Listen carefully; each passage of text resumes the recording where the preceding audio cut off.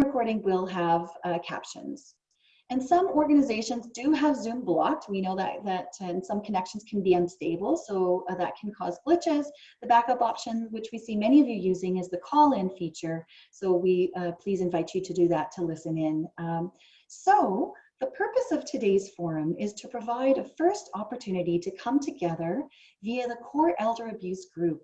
And the aim is to share information about the CBSS sector development within which this group is embedded, provide an opportunity to share our collective experiences and knowledge, and talk about how we might continue provincial conversations and collaborations using the core platform. And it's my pleasure now to introduce two wonderful people to you. Sean Jones will lead us off with sharing some background and broader context within which this elder abuse discussion is situated. Sean is a strategist with the City of Calgary's Age Friendly Initiative, and she is one of the CBSS Leadership Council members. And then our main host, Charlene Sitar, we can see her face, beautiful face there, will delve into key issues, and she'll facilitate a community conversation and information sharing, and she will talk about continuing collaboration on Core Alberta. Charlene is the Regional Elder Abuse Prevention Coordinator for Yellowhead Elder Abuse Response Network for the past 5 years, and she continues to advocate for the importance of coordinated community response networks in the province to address elder abuse. She facilitates a dementia care partner support group and has volunteered for seniors groups through much of her adult life. And so we are grateful for both of them, and for especially to Charlene. And I will now turn it over to Sean to take us through a little bit of a context here, a background. Thanks, Liz, and good morning, everybody. It's wonderful to see so many people on this call. Like Liz was saying, I'm just going to give you a little bit of background about kind of how CORE came to be and its context within the community-based senior serving sector in Alberta. So some of you or some of your organisations might have participated in some community conversations that we had around the province, which were held in the fall and the winter of last year. Those conversations really focused on, the strengths and the challenges of the community-based senior serving organisations, some potential opportunities for the future, and interest in developing a CBSS sector here in Alberta. So the concept that we were exploring was really based on some of the success of our peers in BC. So the 4 organisations that you see here, SAGE, CARIA, ESCC, and Age Friendly Calgary. ESCC stands for Edmonton Seniors Coordinating Council. We, as those 4 organisations, really just volunteered to lead these CBSS discussions. And the response to our call for participation was really, really quite amazing. There were about 180 CBSS representatives that participated in 26 conversations in 16 locations across Alberta. We were able to hold these conversations in the north, in Fort McMurray and Grand Prairie, and some of the rural communities such as Athabasca, St. Paul, Cochrane and Camrose. And in the south, we were able to visit Lethbridge, Medicine Hat, and several conversations were also hosted in Calgary and Edmonton and surrounding communities such as Sherwood Park. If you want to move to the next slide. So I think a lot of organisations would have received, who participated in that conversation, received the What We Heard report from those sessions. That would have happened around late April. We actually have the information on the Core Alberta site in the community development section. If you want to see kind of what was heard across the board and within those particular regions, and we were able to kind of pull together a bit of a roadmap about where we were going for that CBSS, for the development of the CBSS sector. But one element that was very clear in the feedback that we received was this desire for greater collaboration and cooperation within the sector and with other systems such as Alberta Health Services. There was a strong desire for a mechanism to facilitate collaboration and information sharing. But as you can imagine, there was actually a bit of a change when we received that state of the state of emergency was declared in March, and it really, despite the roadmap, it brought forward the opportunity for something to move forward much more rapidly. But sort of keeping in the spirits of the fall and winter CBSS conversations, we wanted there to be an opportunity to support and learn from each other during the pandemic with a view to the future as well. And of course, that was where a lot of this, a lot of the work around CORE came from. It was an opportunity to find that online space to allow for a lot of those opportunities to connect and kind of provide that peer-to-peer support and learn from each other in a way that we had heard in the spirit of those CBSS conversations. Because really those four organizations, we just saw ourselves as catalysts, and we wanted to support the idea that this leadership should be community driven. So the pandemic had put us in this situation where some of the things were rapidly developed, such as CORE, and other ones ended up being a bit more on hold. But obviously our intention is to kind of move forward with some of those CBSS, the work of the CBSS development, and those opportunities to communicate, collaborate and share, such as the great conversation that we'll be having today. And as you, there'll be some opportunities to learn more about kind of the work of the CBSS moving forward. But for now, I would want to focus on some of the areas that we had identified as these as key kind of issues that emerged from the pandemic, which has been the focus of a lot of our work up to date. And you'll see that within the context of CORE, this is where a lot of our conversations have been focused on. You know, that included food security, home supports, social connections and mental health and wellness, business continuity and operations, transportation and financial matters. That's really where everything started in terms of these conversations. And subsequently, there's been an opportunity to generate more interest in other areas, such as around elder abuse. But the format that we were using for some of these Zoom forums, they were really a good way for people to connect and start sharing you know, what they've been working on, and to give an idea about, you know, preventing some of that reinventing the wheel. So this is kind of where we're at today, and I'll hand it back to Liz and Charlene to kind of take the discussion forward from here. Thank you, Sean. Next, thank you for that, forwarding the slide. So wonderful to have everyone join us today. Thank you for the opportunity to facilitate this very important discussion group. And thank you, Liz and Sean, for the introduction. As mentioned, today's session will focus on elder abuse around COVID. COVID has certainly changed many of the things that we have done in the past and we've gotten used to doing, but it's also brought to light and brought into focus some of the challenges and barriers that I think many of us have seen over the course of our careers, and has certainly opened an opportunity for discussion. The numbers of registrants today, I think, speaks to the passion and concern regarding the issue of elder abuse in the province, so thank you for being here today. So we're going to ask you going forward what some of the trends are that we're seeing and some of the anticipated challenges as we move forward through the pandemic and beyond.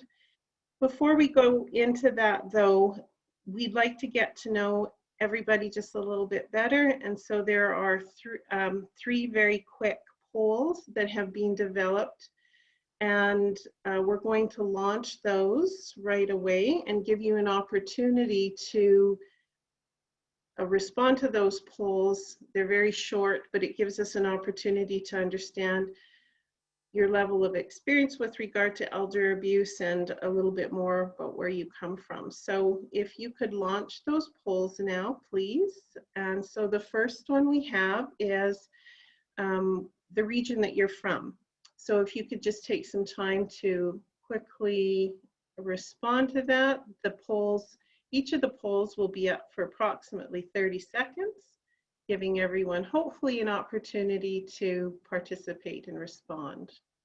So, which option best describes where you live in Alberta?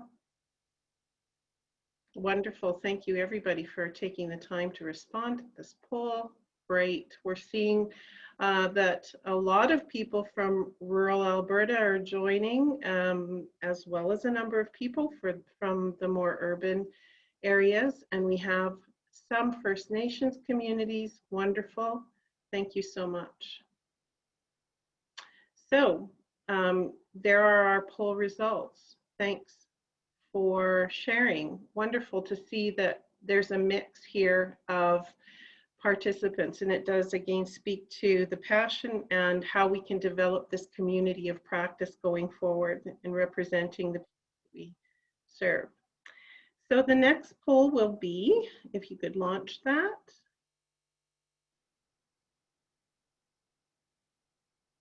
The next poll is, what type of organization do you work for? So we represent a lot of variety of organizations, some nonprofit, some are obviously from health, potentially justice, social services for sure. Wonderful to see people responding. So again, 30 seconds, the poll will be up. Please take some time to respond. We have some people in caregiving roles, and wonderful to see some justice representation here too. Great. Wonderful. So here are our results. So many of us are from senior serving organizations, community organizations, and we recognize that community is so important in the role of addressing elder abuse, social services, government. So wonderful. Thank you so much. We have someone in representing every one of the organization demographics that we have put up on the poll. So great. And the third and final poll. So what is your level of knowledge regarding elder abuse prevention or intervention? So please take some time here. Again, 30 seconds. Great. Wonderful to see. So again, representation from every level of experience with regard to elder abuse prevention and intervention. We see there are a few people that have extensive experience, and those are the folks that we need to hear from and learn from, as well as the people who have moderate levels of experience, and minimal and none as well, because your perspective is very important also. So thank you for participating in those polls. Great. Wonderful to see. So next slide, please.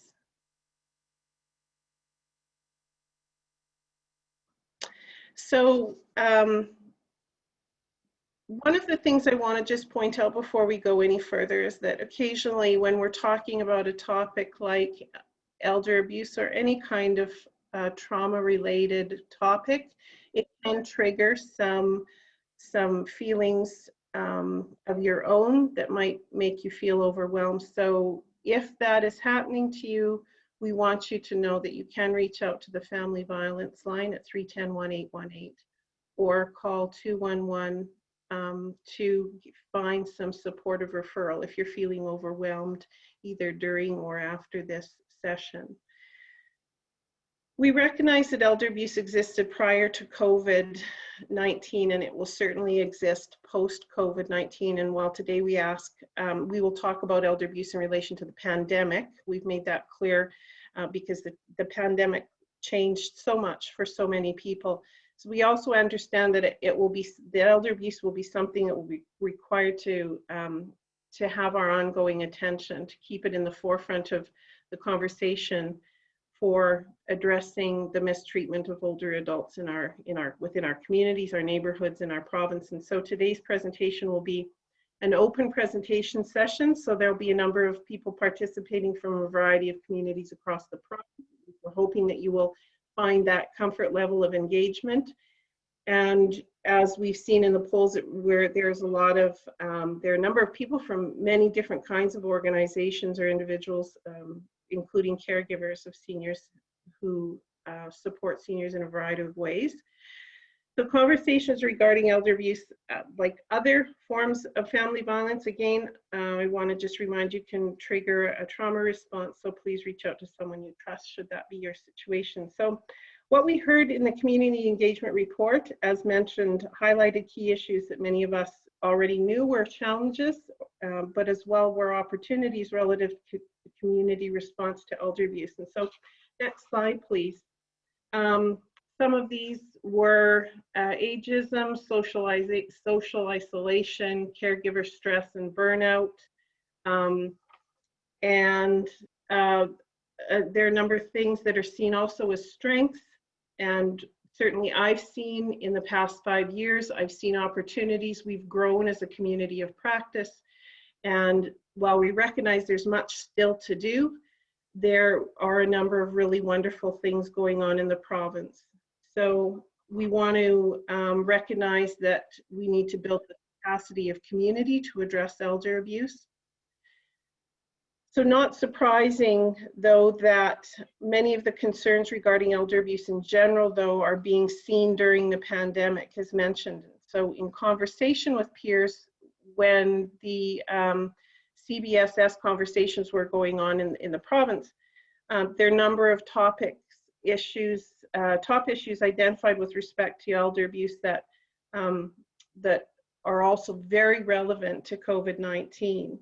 And some of these, again, isolation, caregiver stress and burnout, the differences, recognizing the difference between caregiver stress as the, you know, some of the symptoms that people feel when they've been caregiving. People have been put into isolation due to the COVID-19 pandemic, and has caused potentially services to be withdrawn from homes where the respite was needed and ongoing. So mental, physical, emotional exhaustion that can lead to caregiver burnout, caregiver burnout that can lead to a change in attitude towards the person being cared for. And of course, burden of care is a concept that describes the emotional and social and for sure financial problems that can be experienced by family caregivers. So we've also seen COVID being used as a tool to control older people in our society, in our community, not just older people. On the family violence spectrum, we're seeing other situations where people are using COVID as a means of control. And so there have been some examples that have been brought forward in Forbes magazine that the Canadian Network for the Prevention of Elder Abuse had put forth as an information tool. There was an article that described a situation where someone used the kind of, if you don't sign over your pension check to me, I'll come over and I'll expose you to the virus. So examples like that are happening in our communities. And I know that there's going to be other examples that we're going to bring forth as a topic of conversation, and people, as we have open conversation going forward, that people will bring up. So think about in your community, you've had different issues, you've seen different issues, and we're hoping that you'll bring some of those issues forward so that we can have a firmer understanding as a community of practice of what some of those challenges have been during COVID. So next slide, please. So we can share collective wisdom and challenges as we address the very important issue both during the pandemic as well as after the pandemic ends. So there's the pre-pandemic elder abuse that many of us have worked with older people to try and navigate for resolution. And we know that the pandemic has exacerbated some of those situations or brought to light new situations. And we know that this is going to continue to be post-pandemic as we move into the new normal, whatever that looks like. So I'd like participants to kind of briefly share what's happening in their community in response to a couple of information sharing questions that we have. So next slide, please. So within this slide, you'll see that it's an information sharing session. We have 2 information sharing sessions. So I'd like you to take some time to think about these questions, and I'll read them through. What are the current trends in elder abuse you're seeing in your community or region as a result of the pandemic? And have you found ways to meet these needs? And if so, what strategies or resources have been successful for you as an individual service provider or caregiver, or perhaps you've seen some strategies being very creative strategies to help address elder abuse with relation to the pandemic. And if you haven't been able to find solutions, what were some of the barriers? So I'd like to invite you to, using the icon, as Liz mentioned at the beginning of the session, use the raise your hand icon. And we want to give you an opportunity to share some of your responses with regard to these questions, keeping in mind we have an awful lot of people on the line or within the session today, so we'll do our best to give everybody an opportunity to respond to that. So we have a raised hand, I believe. So yes, Sherry. Yeah, Sherry was quick. thank you, Sherry. Hi, Sherry, by the way. Hi, Charlene.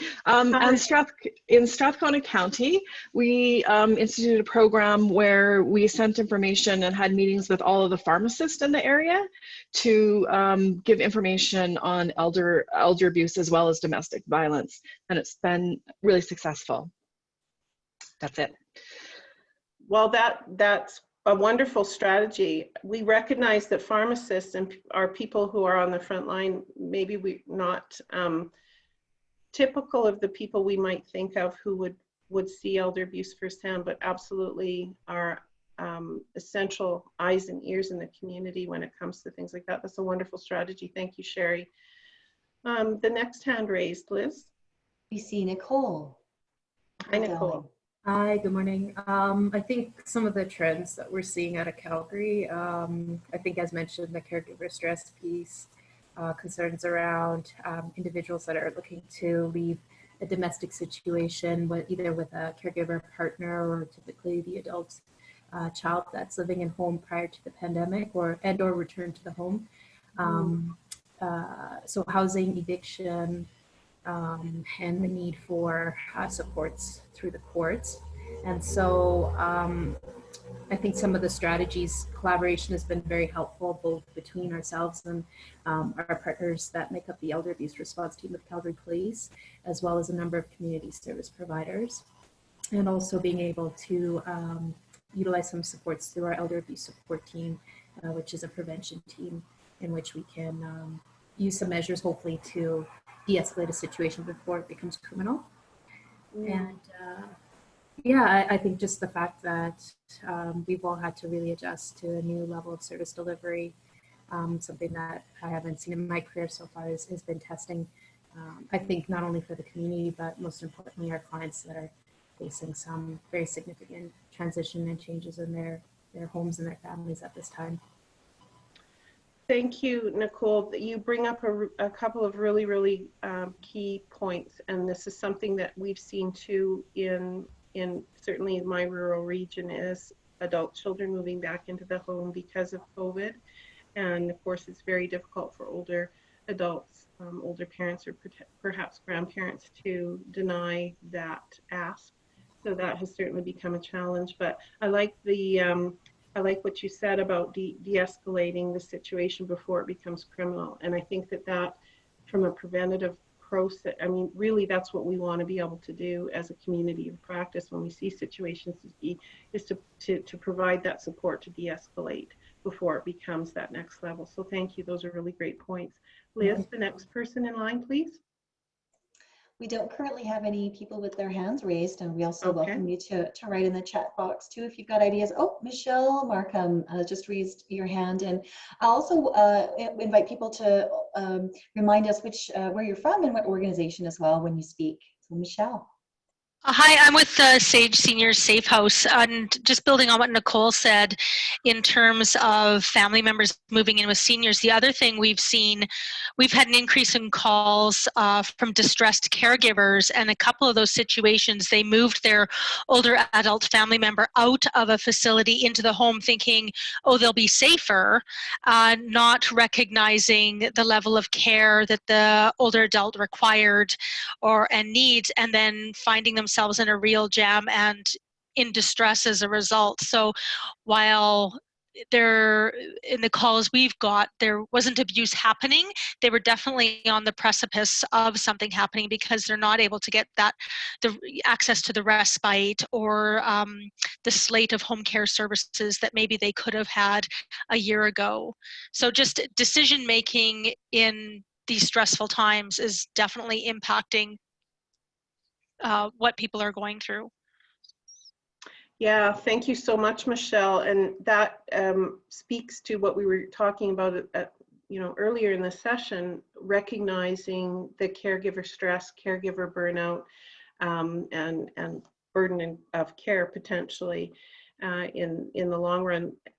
But we certainly have had reports of things like that too, and phone calls about wondering if it's a good idea, or was it a good idea to move mom or dad out of the care facility, and also finding now that this is a situation that I spoke to someone about just recently. Now dad doesn't want to go back.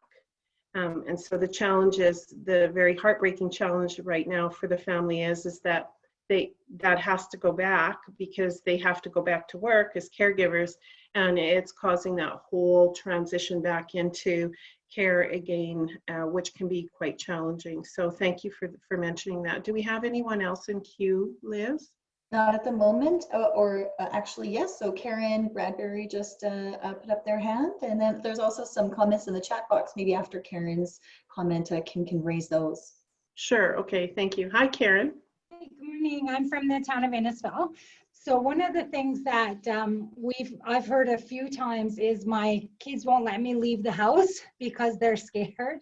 They're scared. So really trying to educate our residents on what supports are available, if they have limitations on leaving their residence, and trying to empower them to still make some of those decisions for themselves if they have the capacity. And we're also seeing huge rates of social isolation. So we've started a program called Innisfil Connects. And so individuals who have tablets, or you can call in via telephone as well. You can participate in falls prevention program. You can participate in some other activities, like it could be like a music session that's going on. So if you have a tablet or a telephone, you can call in and still try. We're still working really hard to try and engage people, even if they have limitations in being able to leave their residence, just to reduce some of that isolation as well. Mm-hmm. Yeah, those are really great points, Karen. Thank you very much for that. Really love to hear the creativity involved in helping people find resolution and some solutions. So thank you very much for that. And it's nice to hear from rural Alberta. So thanks, Karen. Liz, can we move to the chat box then? And can you just kind of guide? Yeah, you bet. I'll invite Kim to jump in and maybe point some of those out, and then we'll go back. See some people have raised their hands. We'll go back to that as well. Yeah, thank you, Kim. Sure. Yeah.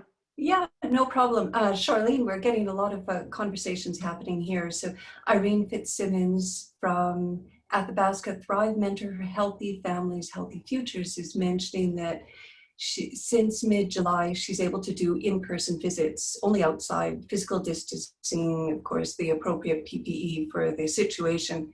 And although she's still connecting remotely with clients, those that may still be living with the person perpetrating the abuse, they can find a way to meet me in a safe community setting, find the human contact emotionally, find a lifeline. Someone has eyes and ears on this situation. So that's one of the comments she mentioned. And later on, she also mentions barriers are certainly most present in those situations in which older adult or individual is living very remotely and person perpetrating abusive behaviors are still present. So COVID-19 protocols are asking us to stay home, to be safe. But what happens when in fact staying home and isolating is putting the individual at greater dangers? Mm-hmm. Yeah, thanks for that, Irene. Nice to hear from you too, by the way.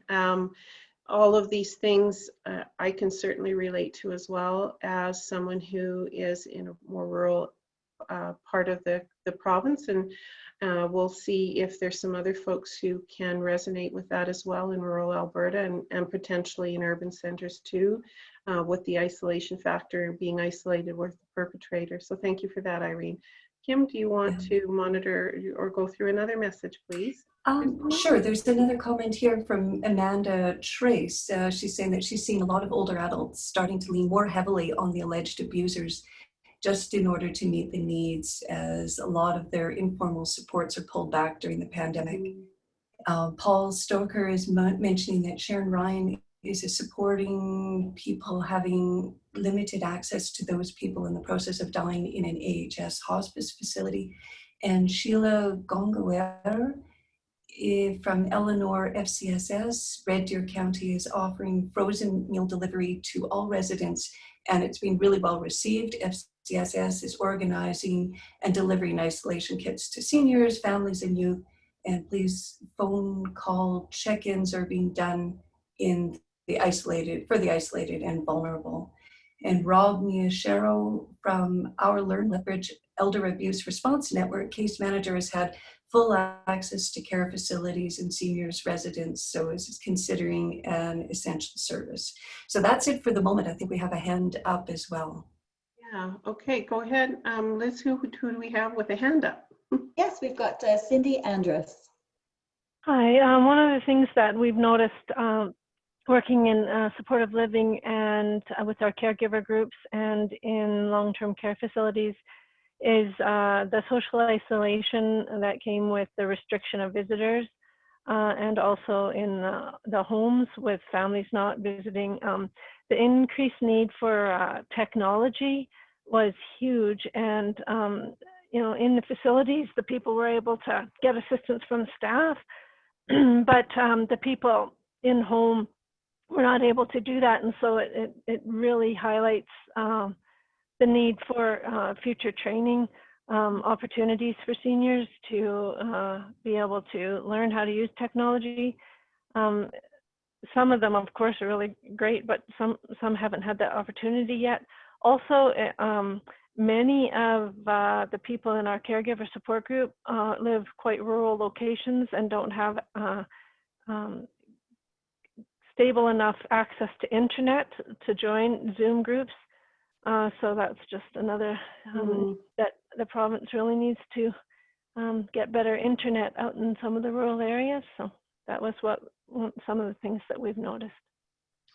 Thank you, Cindy. Yes, the internet or the spotty internet, I think, again, one of those things that you maybe wouldn't associate with elder abuse, but at a time of pandemic, it's brought to focus how maybe inefficient our internet connections are in some parts of the rural communities. So that has certainly been something that's been, some light has been shed on. And going forward, if the new normal is going to be this lack of personal connection, and we're going more to an online presence to be able to assist people or engage in communication with people, that definitely is something that needs to be addressed at some level. So thank you for that, Cindy, for your comments. Do we have another hand raised, please, Liz? Yes, Kemi, Andrew, and Ohu. Hi, Kemi. Hi, everyone. How are you all? Well, Yeah. thank you. Thanks for Oh, joining us. thank Yeah, you. Yeah, please so share. I'm from the Kirby Rotary House Shelter in Calgary, and the shelter is for seniors that are fleeing abuse. The current trend in elder abuse in my community has been an increase in demand for shelter space. We've had tremendous call for shelter space, lots of seniors facing isolation, threats, intimidation, some even being evicted.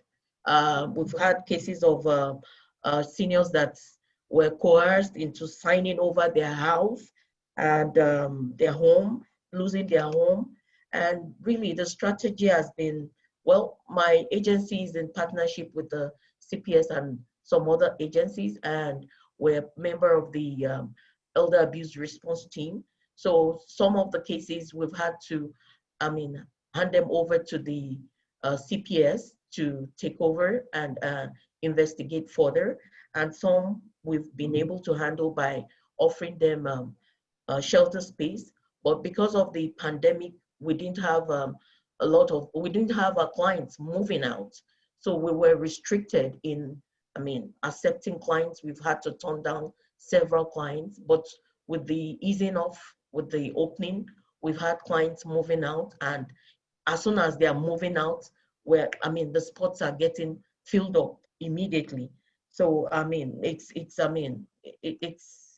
it's been a learning curve for everyone, and even within the shelter, the clients have been, if I can use the word, seniors acting out, because of the isolation.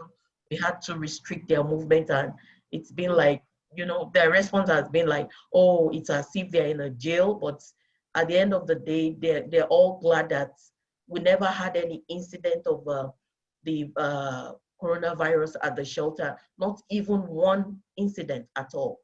We didn't have it, and they're very, very, grateful to the sort of stiff rules that were in place then.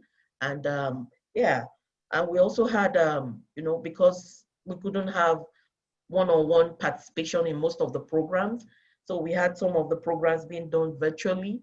So participation they were not so involved because they preferred the one-on-one.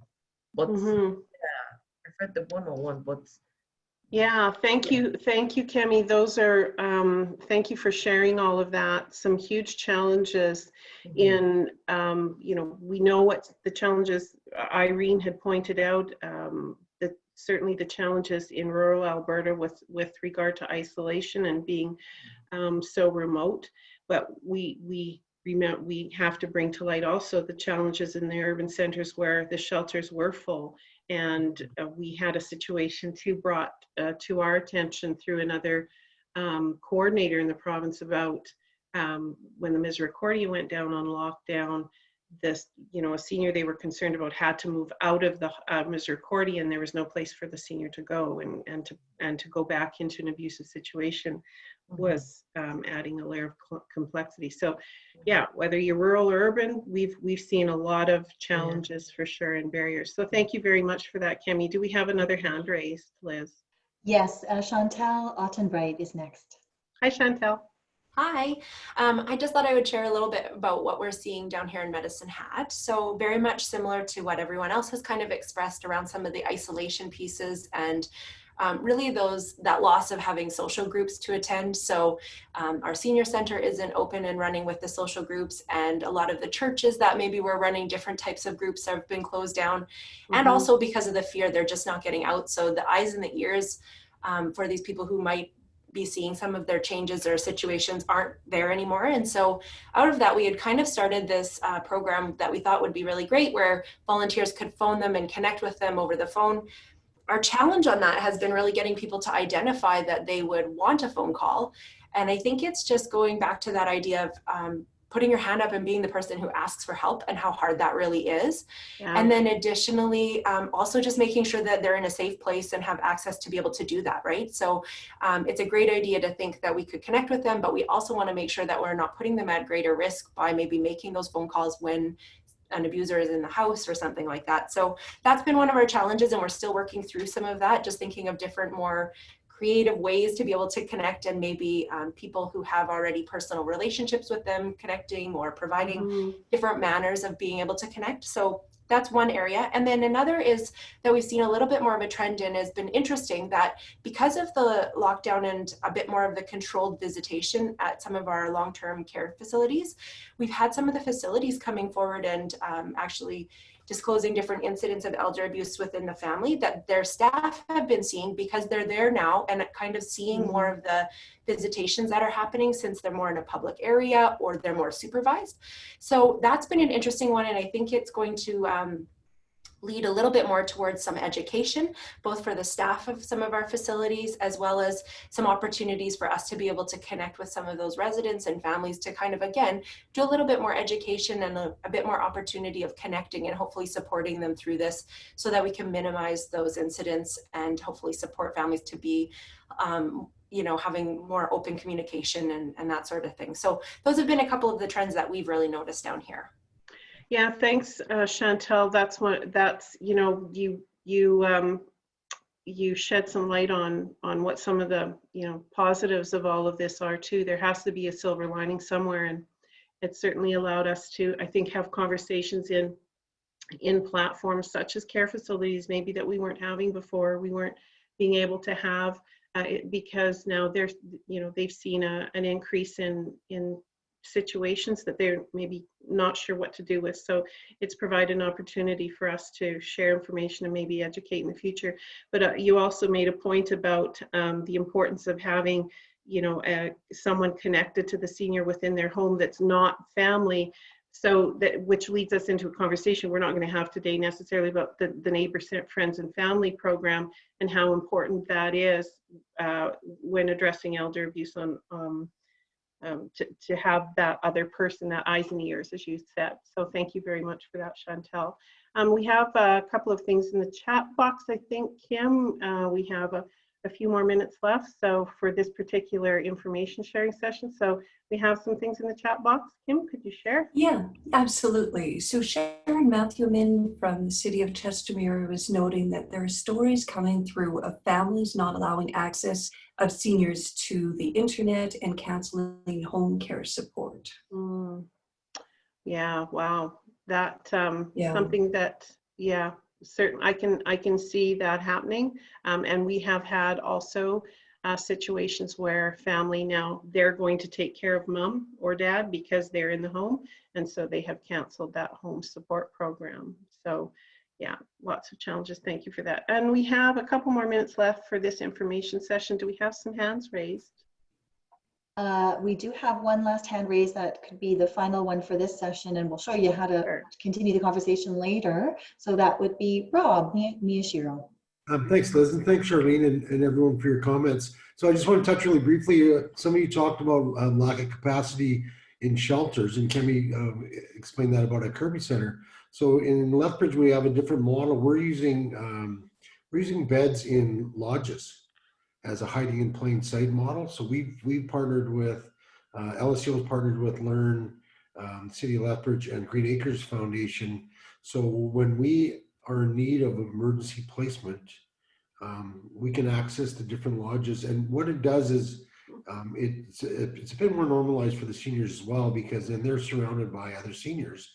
They get a clean bed, they get food, and they get some supervision. And all the doors are locked in all the lodges, so people can't come in.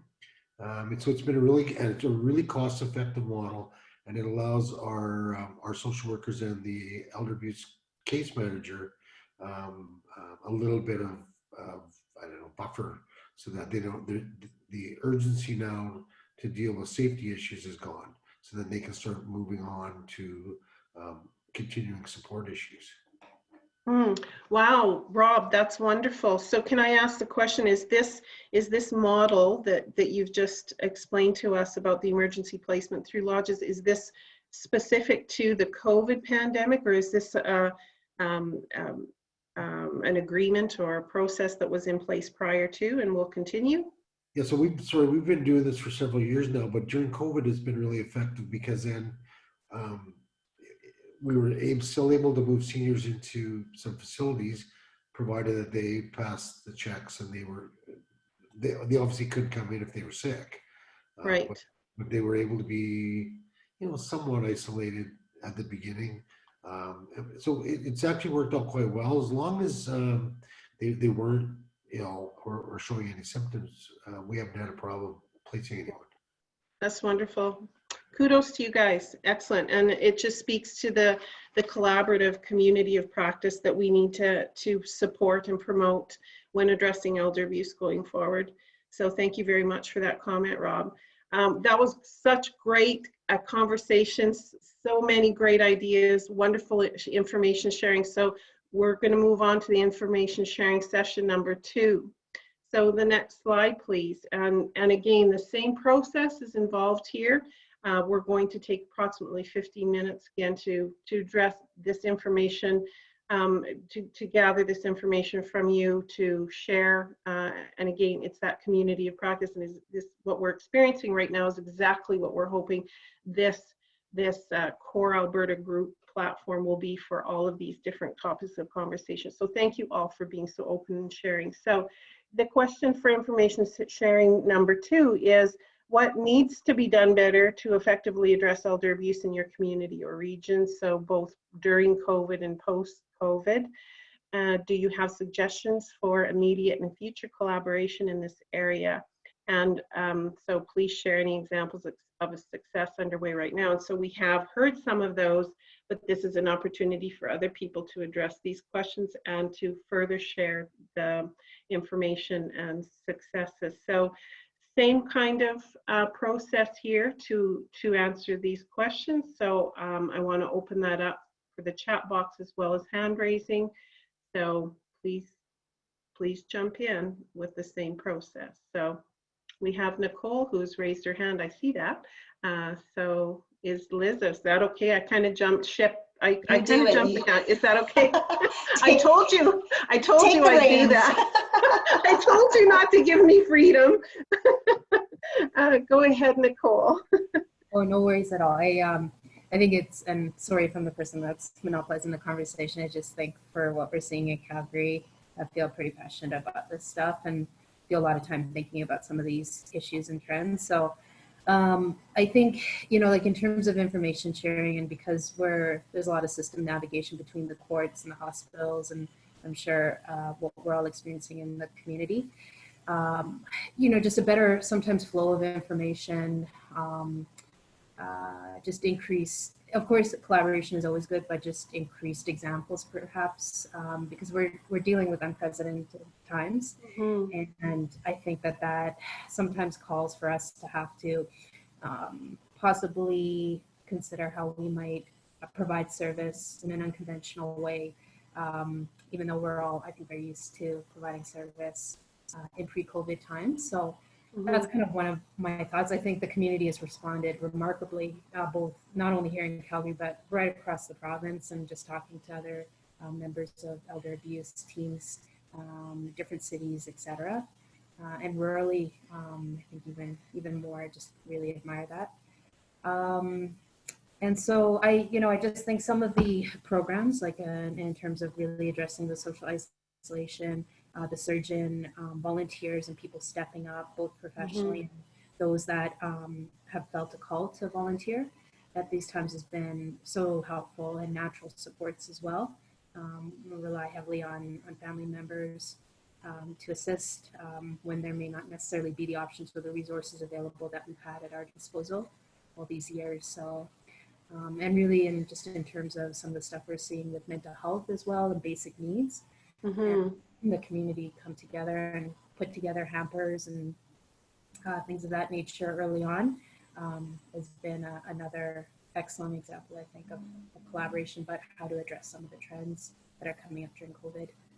Yeah, thank you for that. And I want to say too that we have seen tremendous support from volunteers in our community to step up and help, and that for me, on a personal level, gives me an awful lot of hope going forward with what we might be able to do on a community level, and that community engagement, and asking people to volunteer to provide some support. So thank you for that. We have a couple more people who've raised their hands. So Liz, can you please tell me who's in next in queue? Absolutely. Sherry Carriere is next. Hi, Sherry. Hi. We've done a couple of things that have happened sort of organically that's really helped. We do a universal question for anyone who calls in or visits us, asking that question if anyone around you is threatening you or harming you. And as well, we have senior property tax clinics right now. And before, the administrative assistants just shuffle that paperwork basically, but now all of our navigation team sits down with those seniors and just talks to them about is there anything with COVID that's causing you any concerns, and again asks that universal question. And then right from the get-go, Volunteer Strathcona has been really helpful with us and for our residents, and they were able to offer right away some fantastic pickups for seniors, you know, groceries, prescriptions, whatever, as well as just they've developed some partnerships. So some of those drivers now will call and talk to the senior, and then they also have just, if you want to call and talk to the senior or just somebody to help out with something. So it's been some really nice partnerships that we've seen. Well, thank you for that, Sherry. That's awesome. I love the word that you used there, things that have organically happened. And I think we've all seen examples of that, how COVID has presented a problem or a barrier, and there have just been organically things that have come about to help us solve those problems. The other thing that you'd mentioned about the question that you asked about, is anyone around you threatening you or harming you? And I think that speaks to within our own organizations, in our community organizations, bringing that education to them to know how to respectfully ask questions and how to respectfully respond should there be a disclosure. So thank you so much for that. Who's next, Liz? We have Gurjat Kaur is next. Hi, go ahead, please.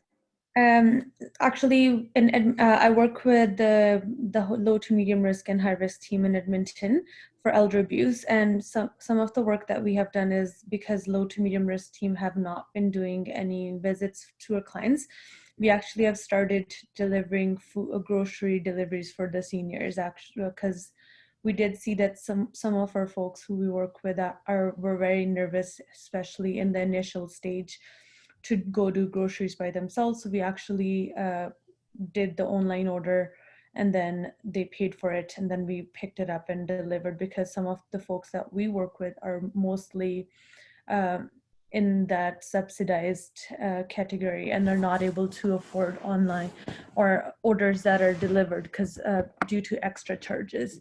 And another collaboration we have done actually is with home care, because we did see a lot of challenges with home care referrals and limited services that they were providing. So we actually were able to collaborate and have some communication with home care services, so they can take some of our folks who desperately need some help and have no other family members in the community. Well, thank you for that. Those are some incredible examples of creative thinking. Thank you very much for sharing that, and thank you for the work that you guys do. So very important. We have an addition to the chat box. I see Kim. Can we go there? Absolutely. We got a note here from Irene Fitzsimmons again, and I'm just going to read it here. She's with the Athabasca Thrive Outreach Mentor, and she states that she believes that the forums that we have utilized to date to connect those of us working with older adults in a variety of ways is an important step in addressing the multiple concerns that emerge. For example, elder abuse. The neighbors, friends, and families It's Not Right presentations have been the most effective ways for her to broaden both the awareness and referrals following from professionals and community members in our rural remote areas. She thinks that both pre and post-COVID applies here, although post-COVID, she's looking at Zoom presentations when or as required. Yeah, thank you for that, Irene. That it is an incredible program, the NFF It's Not Right program. So thank you very much for that, and hopefully there will be more of that program going forward. So if we have one more comment, do we have one more comment in the chat box? Or, nope, she just added that. Okay, so we're gonna go back to the hands. There's some people in queue, I think, Liz. That's right, Cindy Andrus is next. Hi, Cindy. Hi.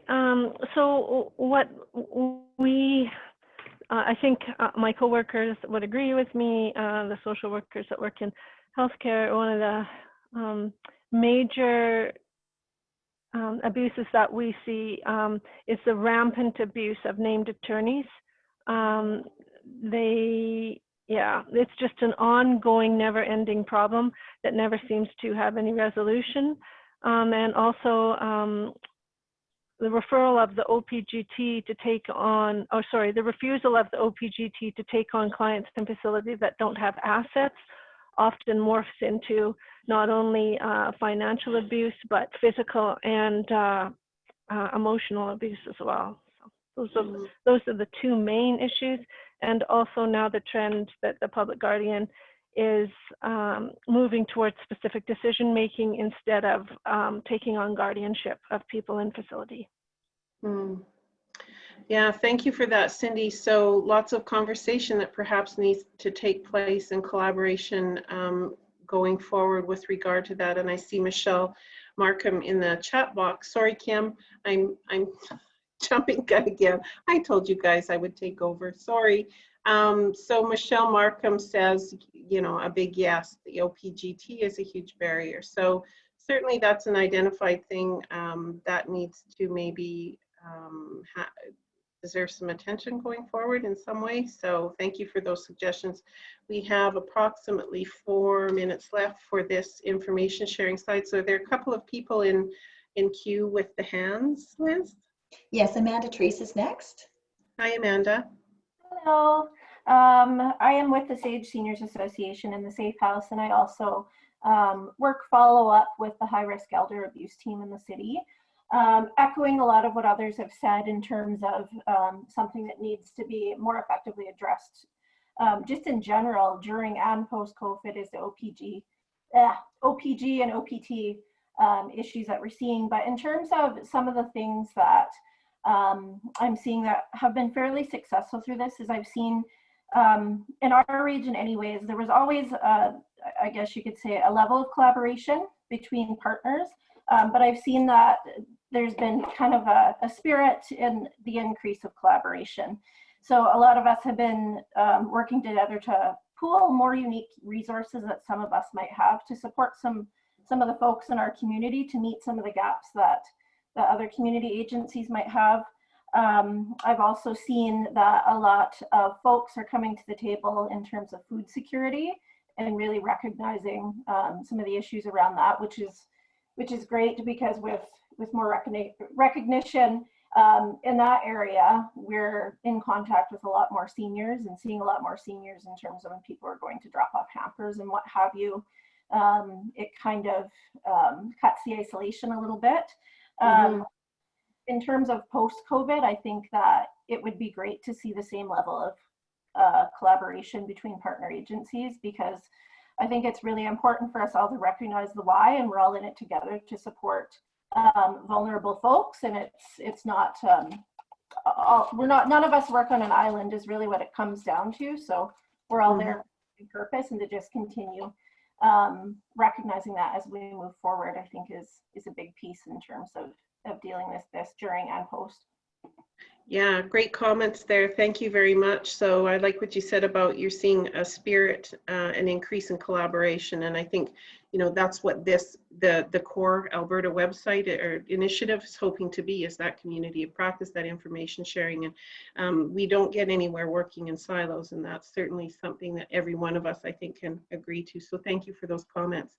Kim, there are a couple comments in the chat box. Do you want to share those, please? Absolutely. The one that I note here is from Brianna Cardinal Jackson from the Saddle Lake Coordinated Home Care, and she's noting that financial abuse by children and grandchildren are happening by forcing the seniors to apply for CERB and committing fraud unbeknownst to the senior. And there were other comments in the chat box about agreeing with some previous conversations. So I think the new one here was about the financial abuse. Yeah, thank you. Thank you, Rihanna. That's certainly something that we've seen in our area too, and I would speculate that other people today would agree with you on that. So thank you. We have, Liz, do we have time for one more raised hand, or?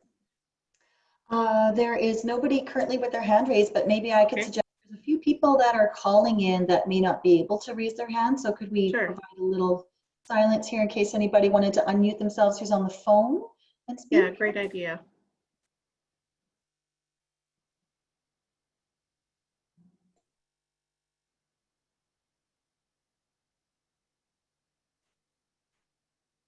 Dead air? Okay. Sounds like. Okay, yeah. That's okay.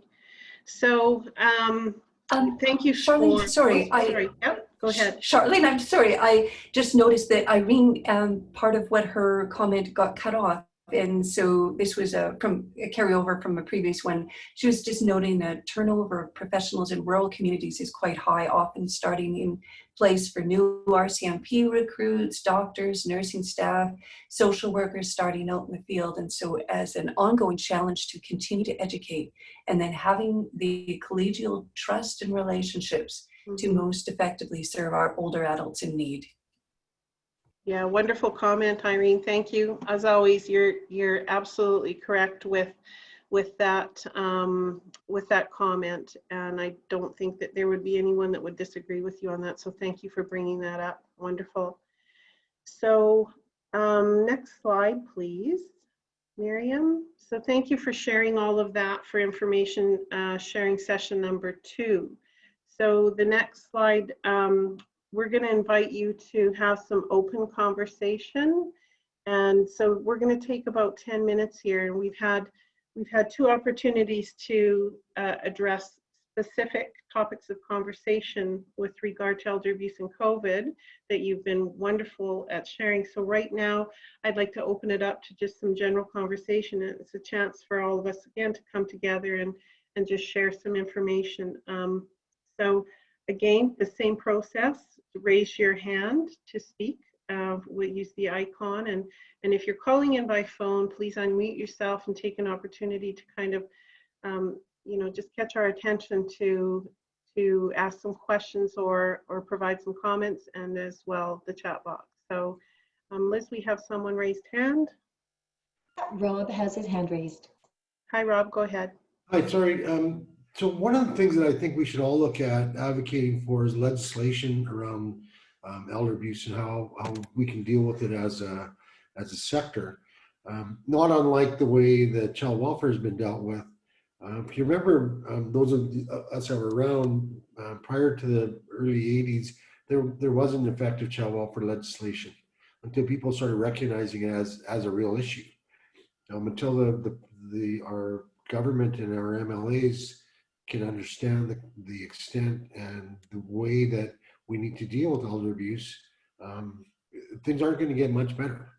And so we need a legislation so that we can provide and implement safety measures immediately without having to go through a whole bunch of red tape from multi-jurisdictions in order to keep the seniors safe. And I think that's what we all need to advocate for on a regular basis with our MLAs and with the different departments that we deal with. Yeah, thank you very much for that, Rob. I remember when I first got involved with the Taking Action Against Elder Abuse grant, which is how I got involved in doing this really wonderful work and having,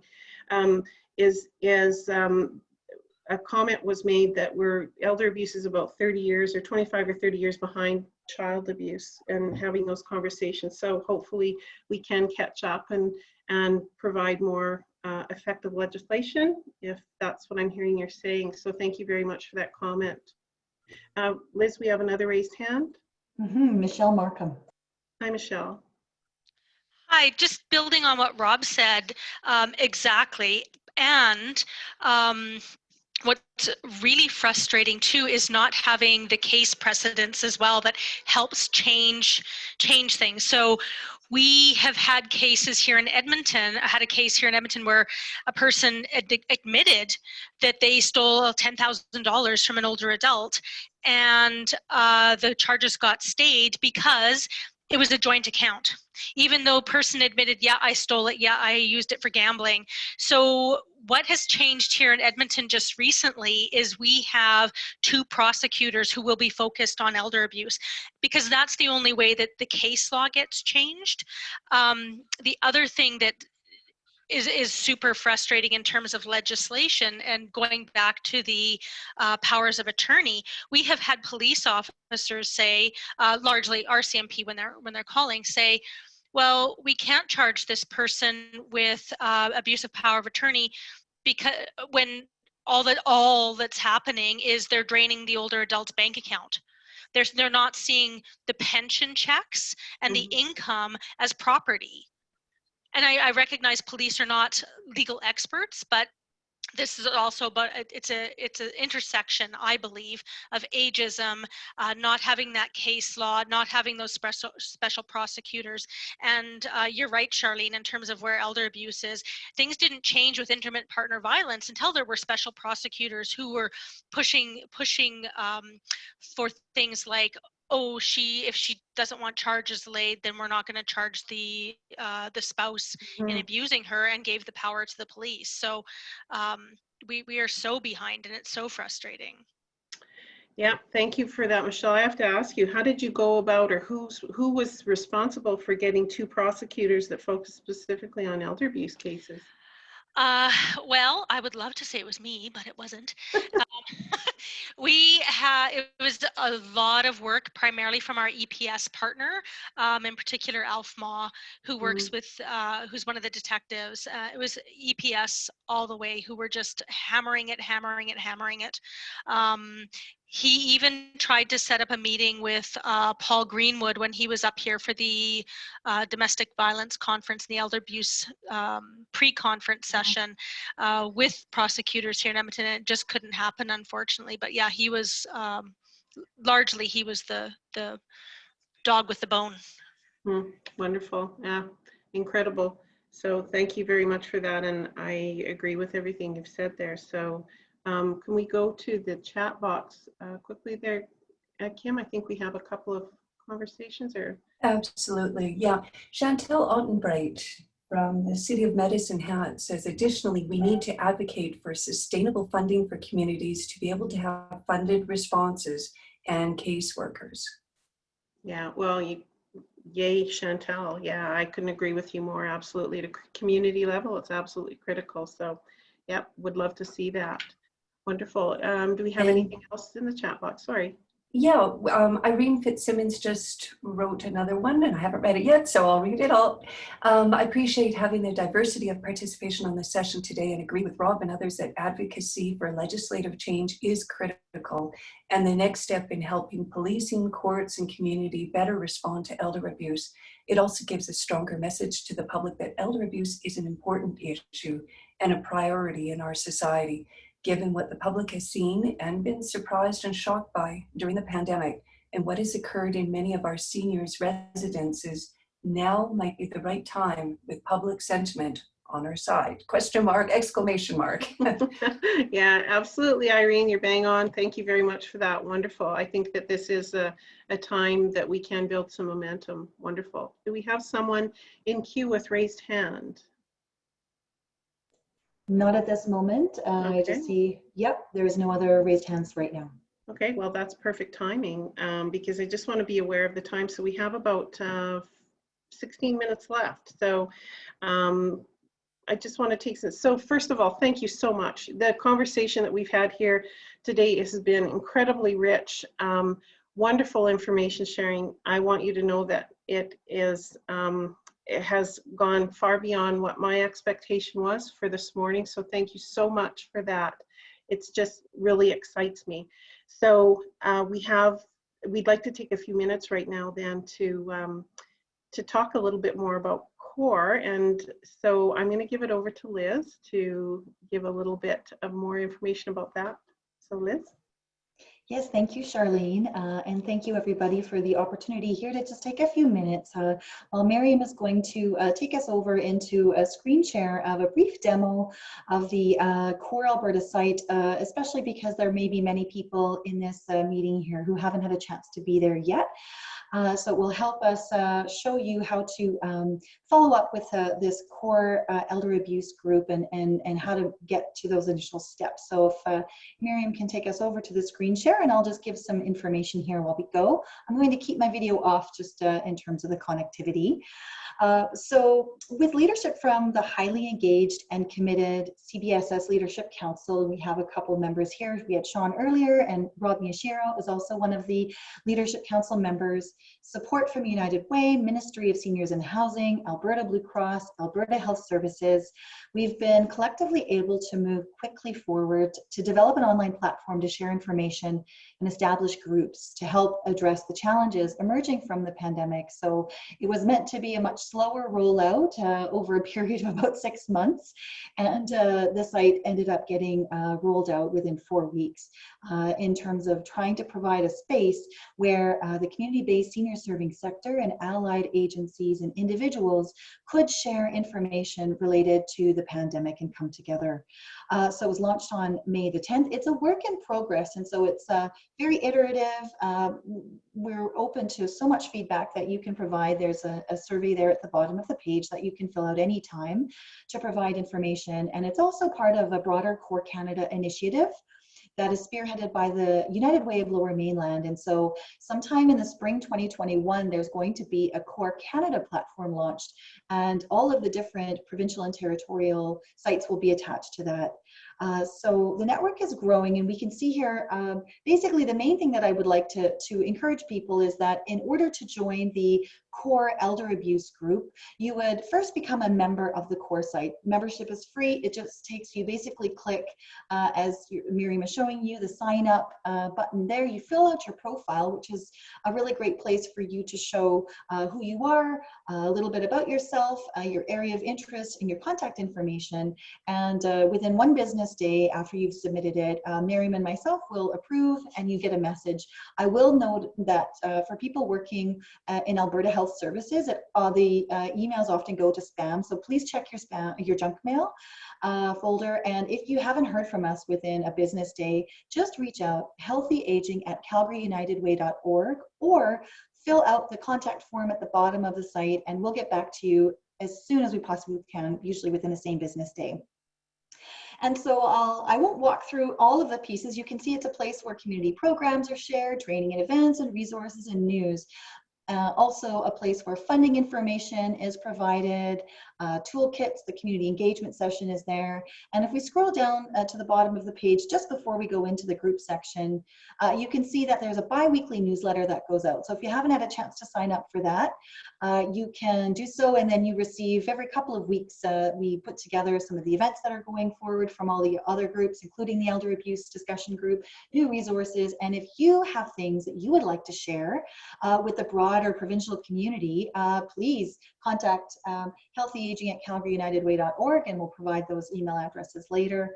You can, build this community. It's meant to be asset-based and peer-led, so it is all of us developing it together. I'll take us now, maybe Miriam, we could go into the group section. So essentially, once you get your CORE membership and it's approved, we can see groups have started forming in a whole bunch of different areas related to the groups or the areas of highest need that Sean had gone over in her presentation at the beginning. But more are forming every week. So there is going to be an intergenerational group that's set up, a community of practice, and of course the elder abuse group is right there. So we can see it's already live on the site, and all you need to do to join it is to click into it and press join. So once you're a member, it's just an automatic join once you click that join button. And what I'll do is very briefly go over the sections and then turn it back over to Charlene to kind of talk about the hopes and the plans for that. So all of the core groups will have the same structure, and so there's the group home, which is a compilation of all the latest activity. So you can scroll down and just see, in terms of what's there. It allows you to filter, as more information is provided and is co-created. There's also in all of the groups a discussion thread. So a discussion area that you can go into. And an important thing about being a core member is that it allows you to also then not only receive the content and join the groups, but then also create the content. So where there's a green button, you can see there's an add new. You can add a new content, add a new discussion thread, and you can go into the discussion threads and reply and continue the conversations that we've started today and that Charlene will talk a little bit more about. There's a resources tab that members can share resources that are directly related to the topics of the groups. An events tab where members can share events that are related to, in this case, the elder abuse work that is happening provincially. If there are training sessions that are very particular, then those will be added there. And finally, there is a members area, and this is really key. This is where people are able to private message each other. So let's say we've had this forum together and you wanted to follow up and you saw somebody's name and you don't have their contact information. Well, if they're a member of this core elder abuse group, you can go in there, you can see the activities they've done, you can private message them. And so if you wanted to follow up with Charlene directly afterwards, or Rob, for example, who's shared some information, and any of the other people who are starting to join this group, you can private message them there and continue to build those collaborations and share those ideas together. So that's the highlight that I just wanted to do for that. And I'll turn it back over to Charlene just to take us through the last pieces. Thank you very much, Liz. That's awesome. I think the core website for me, it's just brings to, and obviously all of this great dialogue we've had today and the number of people that we've had join today, it just shows that we have an understanding that working in isolation, we don't get very far. And so we can support each other to problem solve situations and difficulties that we might be seeing within the scope of our practice. And I believe it's especially important as broader physical distancing restrictions lessen in the general population, how we can resolve the practical health and safety challenges that will present themselves for older adults and their families, our service models, and for our staff. So I have volunteered to initially act as a facilitator for the core discussion group on elder abuse, and none of us can promise that we can find immediate solutions to some of the things that we've talked about today, or some of the concerns that are brought forward, and certainly clearly some of the barriers that have been identified. But I am confident that if we pool our collective wisdom with support from partners in health and government and nonprofit organizations, and we can find practical solutions to help older adults in Alberta and our communities remain safe in their homes. And so I do invite you all to join this group on any of the other core groups. Your expertise and creativity is obviously needed, and there is much of it, as we've seen examples of today. And so we especially welcome solutions and resources, as Liz said. So as the new norm unfolds, this is going to, I think, be an even more important platform for us to share information. So next slide, please, Miriam.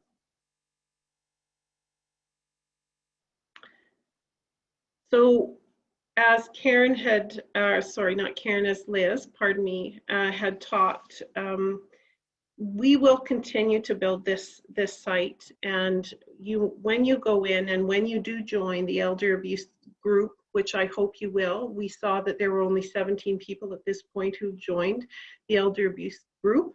I would really encourage you, I mean, we had, I think, 100 people or potentially more who registered for today's session. So that indicates to me that there's a lot of knowledge, there's a lot of information sharing, a lot of desire to come out of our silos and do that information sharing. So I really encourage you to join that elder abuse discussion group within the core website. So please do that. I know that we need you. We all need one another. So the pandemic will end. We're anticipating that.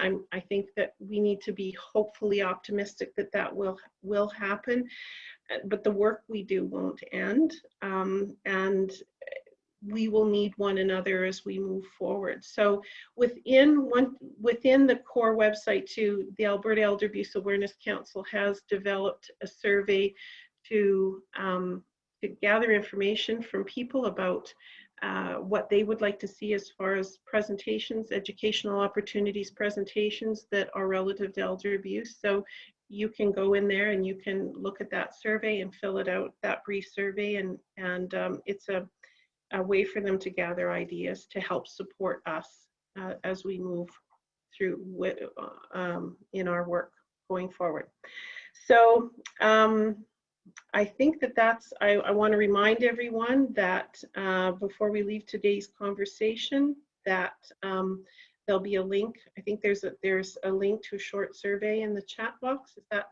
Yep, there Miriam has just shared it. So there'll be a follow-up email as well to ask some final, questions, or if you have questions, you can respond to that email. So want to encourage everyone to update their community information on 211. It is throughout the province now, so please contact 211, or you can reach out to us as well, or through potentially CORE. I'm not sure if I'm speaking out of turn there, but to try and make sure that your information on 211 is up to date, because when people reach out for help, then it's important for us to be able to follow through with referrals properly. So we have about 4 minutes left. If anyone has any final thoughts, please feel free to share.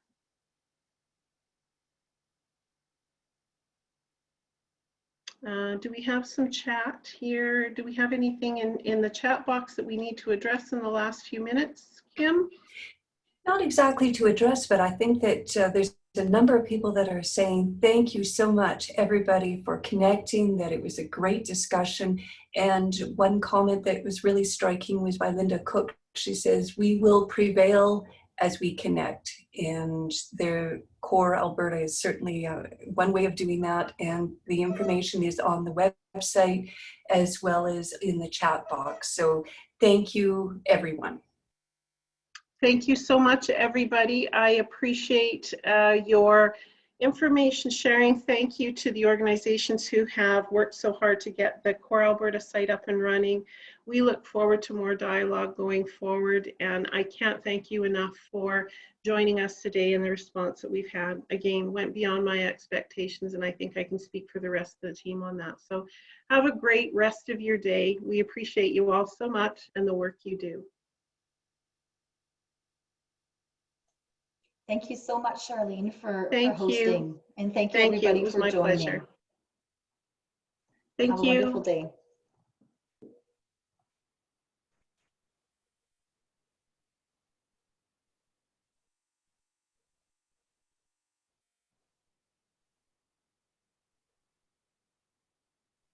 Just give it a moment for people to exit, and I'm going to step away for just a second, and I'll be right back.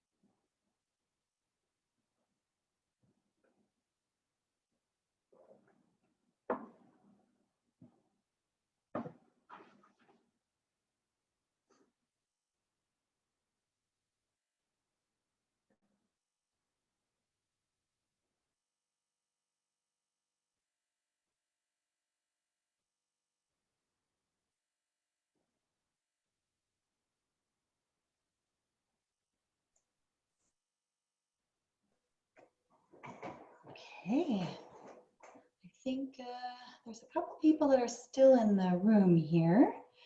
I'm seeing Brianne and Kennedy and Laura.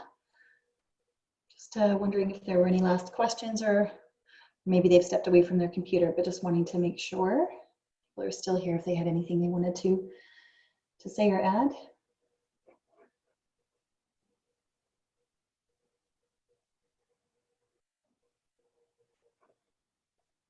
Miriam, I think we could probably, if they've moved away from their computers, we could probably, yeah, maybe remove from the meeting. Yeah, and then we could have a quick debrief.